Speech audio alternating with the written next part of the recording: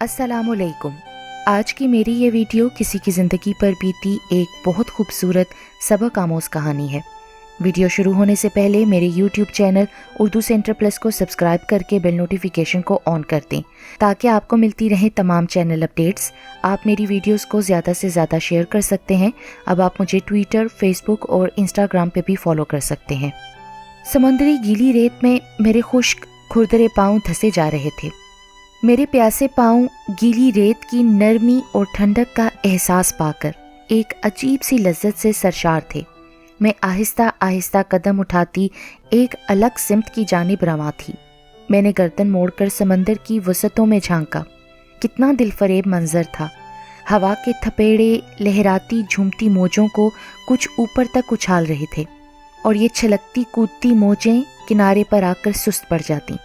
समंदर के किनारे खड़े रहकर यूं ही देर तक इन्हीं मौजों से लुत्फ अंदोज होना मेरी कमज़ोरी थी। ये ठंडी लहरें मेरे पैरों को छूती तो जैसे मेरे वजूद पर रखी भारी सिलें आहिस्ता आहिस्ता सिरक रही थीं। मैं आज खुद को 17 बरस बाद हल्का फुल्का महसूस कर रही थी। मैंने एक ठंडी गहरी आह लेकर अपनी दूसरी सिमत देखा तो मेरे शौहर दोनों बच्चों के हमरा अपने खेल में मगन एक दूसरे की तरफ फेंक कर लुत्फ अंदोज हो रहे थे। मुझे अपने सीधे हाथ की बंद मुट्ठी पसीने से तर महसूस हुई तो मैंने अपनी बंद मुट्ठी खोल दी। चाबियों का एक छोटा सा गुच्छा फिसल कर मेरी उंगली में आकर लहराने लगा। चाबियों के उस गुच्छे की खनक से मैं उलझ गई। मेरे माथे पर कई शिकने नमूदार हुई। मैंने जल्दी से वो चाबियों का गुच्छा अपनी बंद मुट्ठी में दोबारा कैद कर लिया। दिल जोर जोर से धड़कने लगा। ऐसा लगा जैसे किसी ने दिल का दरवाज़ा बुरी तरह खटखटा दिया हो। दरवाजे के बाहर बहुत सा शोर उठने लगा। चाबियाँ, मेरा अपना घर, मेरा अपना घर। मेरी आंखें भीगने लगीं। मैंने भीगी आंखों से समंदर की सिमत देखा। समंदर का पानी शोर मचा रहा था। मेरे अंदर से उठने वाली आवाज़ें और तेज़ हो गईं। इतनी तेज़ कि उन्हें समंदर का शोर भी न निगल सका और मैं अपनी तल्ख माजी में चली गई। मैं जल्दी जल्दी रूटीन के काम समेटने में मसरूफ़ थी कि अचानक मेरी नज़र बरामदे के सतून से होती किचन की छत पर आकर जमसी गई। चिड़िया मुंह में तिनका दबाए छत के चारों तरफ फड़फड़ा रही थी। मैं उस चिड़िया को रोज़ ही मुंह में तिनका दबाए देखती। वो कभी एक तरफ फड़फड़ाती तो कभी दूसरी तरफ। शायद उसे अपना घोंसला बनाने के लिए किसी ख़ास जगह की तलाश थी। किचन की छत धूप और बारिश के लिए शेड की तर्ज पर बनाई गई थी। उसके साथ लगे पीपल के दरख्त की सूखी जड़ें उस शेड पर गिरती रहती थीं। उस चिड़िया की मुस्तकिल मिजाजी मुझे बहुत लुभाई और मैं हर रोज़ कुछ देर ये मंजर यूं ही देखने के लिए खड़ी हो जाती। आज चिड़िया ने किचन की खिड़की के नीचे गमले में लगे मनी प्लांट जो छत के गिर्द चक्कर लगाते जा रही थी अपना ठिकाना ढूंढ ही लिया था। ये मनी प्लांट उस कोने में कुछ माह पहले मैंने अपने हाथों से लगाया था। मैंने मुस्कुराकर चिड़िया की इस तगोदो को सराहा। फिर सहन की झाड़ू देने का ख्याल आया। अंदर से खाला सास की मुस्तकिल आवाज़ें आ रही थीं। मैंने सर झटक कर झाड़ू थाम ली और किसी मशीन की तरह जैसे मेरा बटन ऑन हो गया था। मैं जानती थी मेरी खाला सास वक्त की बेहद पाबंद है। वो घर के तयशुदा कामों में 5 मिनट की ताख़ीर भी बर्दाश्त नहीं कर सकती थी। शादी के बाद ज़िंदगी की डोर जैसे घड़ी की सुइयों की नज़र हो गई थी। अगर किसी काम में देर हो जाती या खाला सास के बताए हुए कामों में मैं कुछ रद्दो बदल कर देती तो उसका खमियाजा खाला सास के लटके मुंह और कड़े तेवरों का सामना करके देना पड़ता। फिर सास के आगे पीछे कितना ही फिर लूँ। माफ़ी तलाफ़ी मांगने के बावजूद वो अपना मूड 1 माह से पहले बहाल न करती थी। मैं उनके रवैयों की जल्द ही आदी हो गई। शुरू में मुश्किल ज़रूर हुई, तकलीफ़ भी हुई, लेकिन जब देखा सास का रवैया शोहर की बेहिसी के आगे मज़ीद सर चढ़कर बोलता था तो मैंने फिर खुद से ही हार मान ली और अपने मामलात अल्लाह के सुपुर्द कर दिए। मेरी अकलौती खाला ने अपने अकलौते बेटे की पसंद की खातिर इस रिश्ते के लिए कितनी ही मिन्नतें की। शायद मैं उनकी ज़ाती पसंद में शामिल न थी और जब शादी के ज़िक्र पर हसन ने मुझ ही से शादी की ख्वाहिश जाहिर की तो खाला चुप सी हो गई। शायद उन्हें ये तवक्का हो कि उनका फरमाबरदार बेटा ये हक उन्हें बिना किसी तरद्दुद के सौंप देगा, लेकिन मुझसे ही शादी पर इसरार शायद उनकी अना को ठेस पहुंचा गया था। हम दोनों की शादी धूमधाम से हुई। जिस दिन मैं खाला के घर दुल्हन बनकर आई मैं भांजी से बहू और वो खाला से सास बन गई। वो परत दर परत मेरे सामने खुलती चली गई। शादी के दूसरे दिन मैं खुद से नाश्ता बनाने किचन में चली आई। खाला को काम में मगन देखकर मैंने चाहा कि उनका नाश्ता अपने हाथ से बनाऊं। मैं अपना नाश्ता खुद बनाती हूँ, तुम्हें जो नाश्ता करना है बना लो, हसन का भी बना लो। और हाँ, नाश्ता 9 बजे से पहले कर लिया करो। यूं 11-11 बजे सोकर उठने की आदत अपना कर मेरे घर में नहुसत न डाल देना। वो बड़े आराम से कहकर अपने कमरे में चली गईं।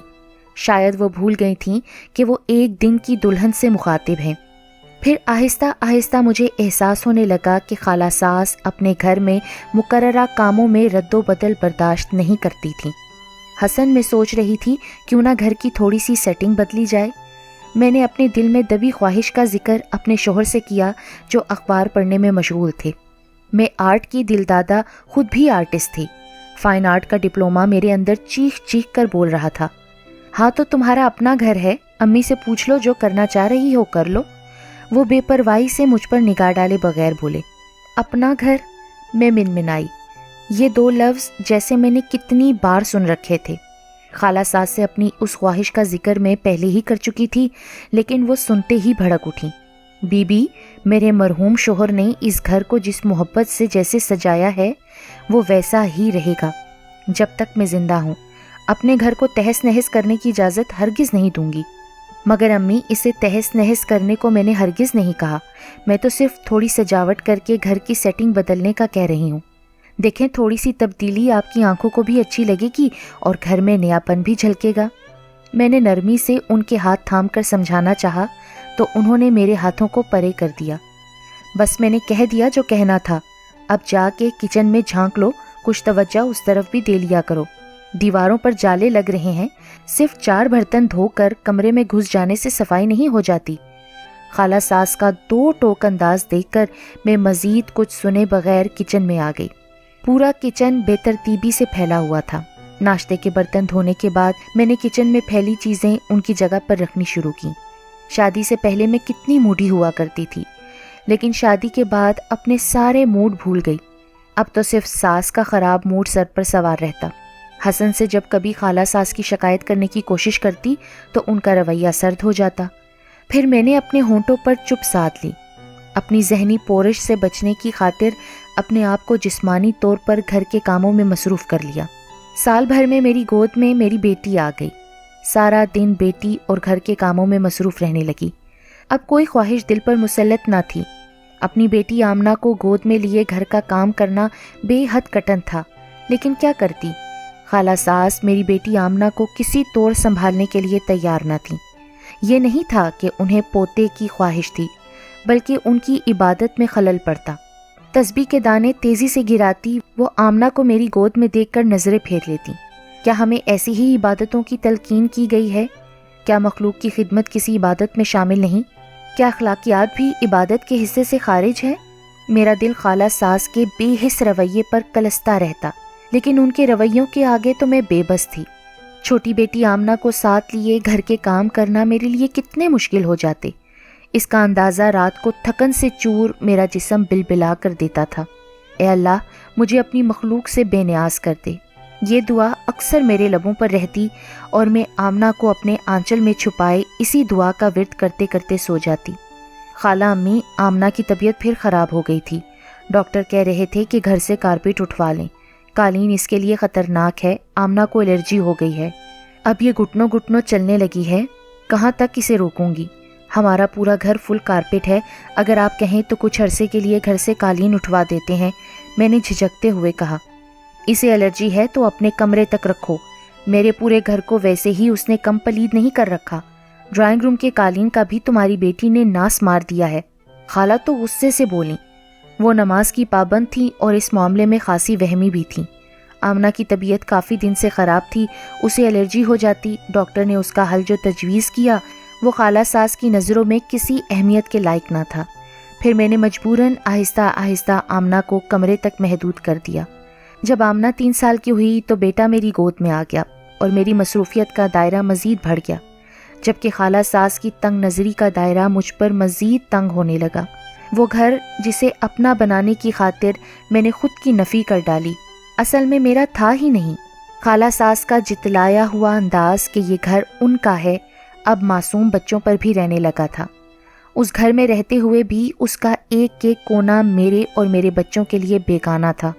اپنے ہی گھر میں اجنبیوں کی طرح رہتے 15 برس بیت گئے۔ میری ساس جو کئی برس سے دل کی مریضہ تھیں، رضائے الہی سے ایک دن اچانک اللہ کو پیاری ہو گئیں۔ موت برحق ہے، وقت کبھی ایک جیسا نہیں رہتا۔ زندگی کا پہیہ بھی ایک جگہ نہیں رکا رہتا، چلتا رہتا ہے، لیکن اپنے تلخ نقوش دلوں پر چھوڑ جاتا ہے۔ اپنی وفات سے چند دن پہلے بستر پر لیٹی میری خالہ ساس نے خاموشی سے وہ چابیوں کا گچھا میری ہتھیلی پر رکھ دیا۔ میں انہیں حیرت سے دیکھتی رہی۔ یہ وہ چابیاں تھیں جسے چھونے کی بھی مجھے اجازت نہ تھی۔ یہ لو بیٹی، اب یہ گھر تمہیں سونپ کر جا رہی ہوں۔